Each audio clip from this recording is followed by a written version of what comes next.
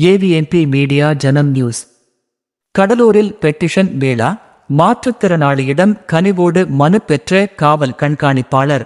வணக்கம். கடலூர் மாவட்ட காவல் அலுவலக கூட்ட அரங்கில் மாவட்ட காவல் கண்காணிப்பாளர் தலைமையில் பொதுமக்கள் குறை தீர்க்கும் பெட்டிஷன் மேளா நடைபெற்றது. இதில் மாவட்ட காவல் கண்காணிப்பாளர் அவர்கள் பொதுமக்களிடம் இருந்து கோரிக்கை மனுக்களை நேரடியாக பெற்றுக்கொண்டார். மனு அளிக்க வந்தவர்களில் மாற்றுத்திறனாளி ஒருவர் இருப்பதைக் கண்ட காவல் கண்காணிப்பாளர் அவரே நேரில் அவரது இடத்திற்கு சென்று மனுவை பெற்று குறைகளை கேட்டறிந்தார்.